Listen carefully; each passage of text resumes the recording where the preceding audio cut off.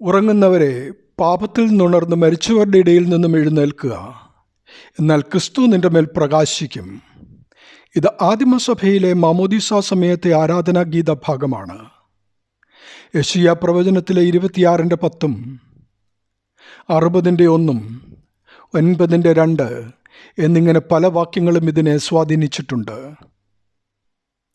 അതുപോലെ ക്രിസ്തുവിൻ്റെ മനുഷ്യാവതാര രഹസ്യത്തെ കാണിക്കുന്ന ഒരു ഗീതമാണല്ലോ 1 തീമോഥെയോസ് 3:16.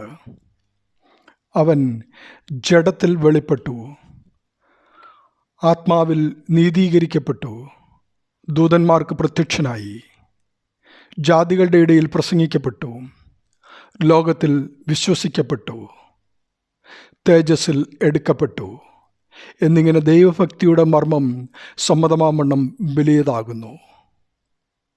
യെശയ്യാ പ്രവചനത്തിലെ തെരഞ്ഞെടുക്കപ്പെട്ട ഭാഗങ്ങളും 1 തീമോഥെയോസ് 3:16 ഒരുമിച്ച് ചേർത്ത് ചിന്തിച്ചാൽ, ഉയർത്തെഴുന്നേറ്റ കർത്താവ് ജനങ്ങളെ മുഴുവനും പാപനിദ്രയിൽ നിന്നും വിളിച്ചെഴുന്നേൽപ്പിച്ച് പുതിയ ജീവൻ്റെ അനുഭവത്തിലേക്ക് വരുത്തുന്ന ഒരു ആഹ്വാനമാണിത്.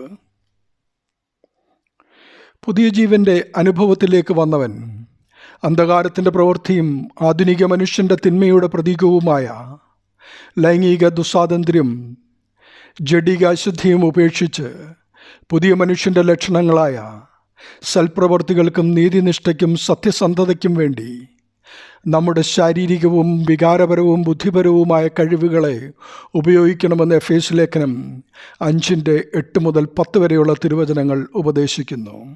ഓർക്കുക, ലൈംഗിക പാപങ്ങൾക്കുള്ള യഥാർത്ഥ പ്രതിവിധി അവയോട് നേരിട്ടുള്ള സമരമല്ല, പ്രത്യുത മേൽപ്പറഞ്ഞ പുതിയ മനുഷ്യൻ്റെ ലക്ഷണങ്ങളെ വിശുദ്ധിയോടുകൂടി ഉപയോഗിക്കുക എന്നതാണ് കരണീയം. ലൈംഗിക സംയോജനം പാശ്ചാത്യരെ അഭ്യസിപ്പിച്ചത് ക്രൈസ്തവ സഭയാണ്. ഭാരതത്തിലും ഇതേറെക്കുറെ ശരിയാണ്. എന്നാൽ ഇന്ന് പാശ്ചാത്യ സംസ്കാരത്തിൽ മാത്രമല്ല, ഭാരതത്തിലും ക്രിസ്ത്യാനികളുടെ ഇടയിലും ഈ സംയോജനം ഏറെക്കുറെ നഷ്ടപ്പെട്ടിരിക്കുന്നു. എന്നാൽ ദൈവത്തിൻ്റെ മക്കൾക്ക് ചേർന്നതല്ല ഈ ദുസ്വാതന്ത്ര്യമെന്ന് ഓർക്കുക. ദൈവം വസിക്കേണ്ട ശരീരത്തിൻ്റെ അശുദ്ധി ദൈവം പൊറുക്കില്ല എന്നോർക്കുക.